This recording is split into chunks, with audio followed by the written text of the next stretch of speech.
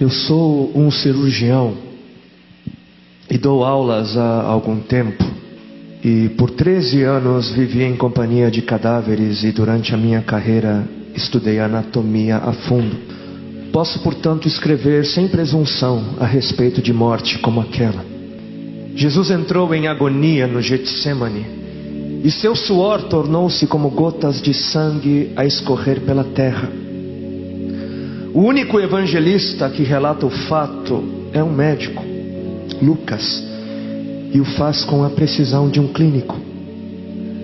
O suar sangue ou hematidrose é um fenômeno raríssimo. É produzido em condições excepcionais. E para provocá-lo é necessário uma fraqueza física, acompanhada de um abatimento moral violento, causado por uma profunda emoção, por um grande medo. O terror, o susto, a angústia terrível de sentir-se carregando todos os pecados dos homens devem ter esmagado Jesus. Tal tensão extrema produz o rompimento das finíssimas veias capilares que estão sob as glândulas sudoríparas, e o sangue se mistura ao suor e se concentra sobre a pele, escorrendo então por todo o corpo até a terra. O corpo dele inteiro havia se tornado negro, porque ele havia suado sangue. Só para os irmãos entenderem qual é o estado de espírito que leva alguém a suar sangue. O terror, o susto, a angústia terrível de sentir-se carregando todos os pecados dos homens devem ter esmagado Jesus. Conhecemos a farsa do processo preparado pelos líderes religiosos, o envio de Jesus a Pilatos e o desempate entre Herodes e Pilatos. Pilatos teve que ceder e então ordenou a flagelação, o chicoteamento de Jesus. Os soldados despojam Jesus, tiram a roupa de Jesus e o prendem pelo pulso a uma coluna do pátio. A flagelação se efetua com tiras de couro múltiplas, sobre as quais são fixadas bolinhas de chumbo e pequenos ossos. Os carrascos devem ter sido 2, um de cada lado e de diferente estatura, e golpeiam com chibatadas a pele já alterada por milhões de microscópicas hemorragias do suor de sangue. A pele se dilacera e se rompe, o sangue espirra. A cada golpe Jesus reage em um sobressalto de dor. As forças se esvaem, um suor frio lhe impregna a fronte, a cabeça gira em uma vertigem de náusea, calafrios lhe correm ao longo das costas. Se não estivesse preso no alto pelos pulsos, cairia em uma poça de sangue. Depois o escárnio da coroação, com longos espinhos mais duros que os de acácia. Os algozes entrelaçam uma espécie de capacete e o aplicam sobre a cabeça de Jesus. Os espinhos penetram no couro cabeludo, fazendo-o sangrar, e os cirurgiões sabem o quanto sangra o couro cabeludo. Pilatos, depois de ter mostrado aquele homem dilacerado à multidão feroz, o entrega para ser crucificado. Colocam sobre os ombros de Jesus o grande braço horizontal da cruz, que pesa uns 50 quilos. A estaca vertical já está plantada sobre o Calvário. Jesus caminha com os pés descalços pelas ruas de terreno irregular, cheia de pedregulhos. Os soldados o puxam com as cordas. O percurso é de cerca de 600 metros. Jesus, fatigado, arrasta um pé após o outro. Frequentemente cai sobre os joelhos e os seus ombros estão cobertos de chagas, de ferimentos. Quando ele cai por terra, a viga lhe escapa, escorrega e lhe esfola o dorso. Sobre o Calvário tem início a crucificação. Os carrascos despojam o condenado, tiram a roupa do condenado, mas a sua túnica está colada nas chagas dos ferimentos, e tirá-la produz dor atroz. Quem já tirou uma atadura de gaze de uma grande ferida percebe do que se trata. Cada fio do tecido adere e cola a carne viva, e ao levarem a túnica se laceram as terminações nervosas postas em descoberto pelas chagas. Os carrascos dão um puxão violento, e há um risco de toda aquela dor provocar uma síncope. Mas ainda não é o fim. O sangue volta a escorrer. Jesus é deitado de costas. As suas chagas se incrustam de pequenos elementos. Depositam-no sobre o braço horizontal da cruz. Os algozes tomam as medidas. Com uma broca é feito um furo na madeira para facilitar a penetração dos pregos. Os carrascos pegam um prego, um longo prego pontudo e quadrado, apoiam-no sobre o pulso de Jesus, e com um golpe certeiro de martelo o plantam e o rebatem sobre a madeira. Jesus deve ter contraído o rosto assustadoramente. O nervo mediano foi lesado. Pode-se imaginar aquilo que Jesus deve ter provado: uma dor lancinante e agudíssima, que se difundiu pelos dedos e espalhou-se pelos ombros, atingindo o cérebro. A dor mais insuportável que um homem pode provar, ou seja, aquela produzida pela lesão dos grandes troncos nervosos, que provoca uma síncope e faz perder a consciência. Mas em Jesus não.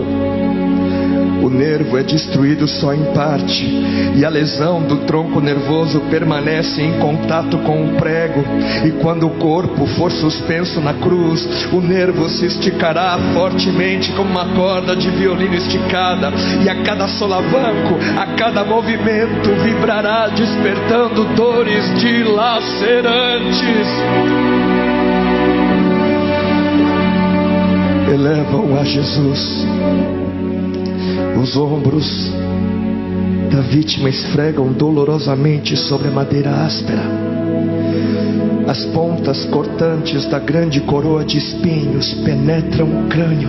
A cabeça de Jesus inclina-se para a frente, uma vez que o diâmetro da coroa o impede de apoiar-se na madeira.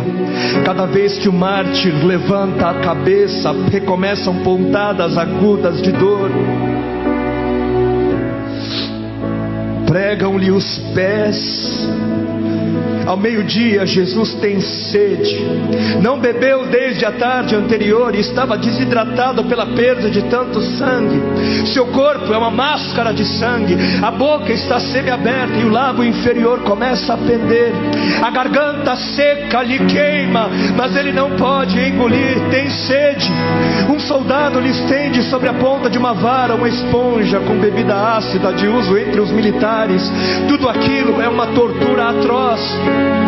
De repente, um estranho fenômeno se produz no corpo de Jesus. Os músculos dos braços se enrijecem em uma contração que vai se acentuando, os bíceps esticados e levantados, os dedos se curvando. É como acontece a alguém ferido de tétano, a isto que os médicos chamam de tetania. Quando os sintomas se generalizam, os músculos do abdômen se enrijecem em ondas imóveis. Em seguida, os músculos entre as costelas, depois os do pescoço, e finalmente os músculos respiratórios se enrijecem. A respiração se faz pouco a pouco mais curta. O ar entra, mas não consegue mais sair. Jesus respira com o ápice dos pulmões. Tem sede de ar como um asmático em plena crise. Seu rosto pálido pouco a pouco se torna vermelho, depois se transforma num violeta purpúreo. Jesus é envolvido pela asfixia. Seus pulmões cheios de ar não podem mais esvaziar-se. A fronte está impregnada de suor, os olhos saem fora de órbita. Mas de repente algo acontece. De repente algo acontece. Lentamente, com um esforço sobre-humano, Jesus toma um ponto de apoio sobre o prego dos pés. Ele esforça-se a pequenos golpes, se eleva, aliviando a tração dos braços. Os músculos do tórax se distendem, a respiração torna-se mais ampla e profunda, os pulmões se esvaziam e o rosto recupera a palidez inicial.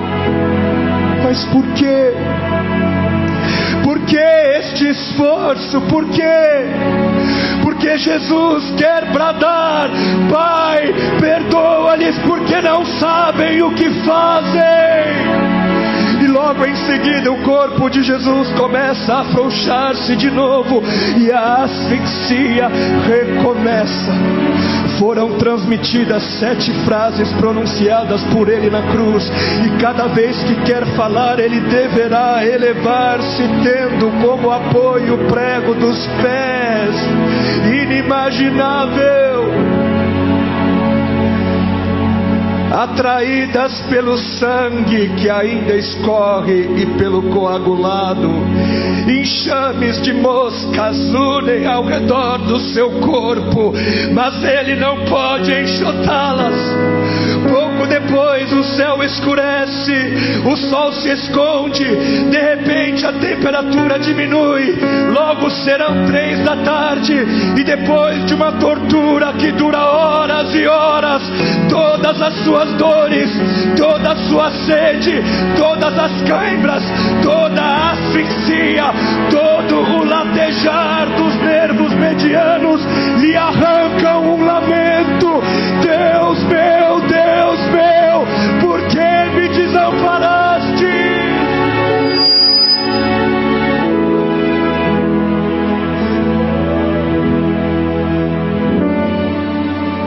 Jesus grita: está consumado!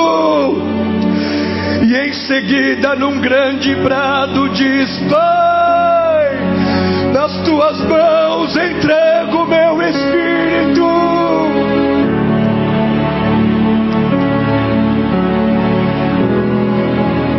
E morreu no meu lugar e no seu.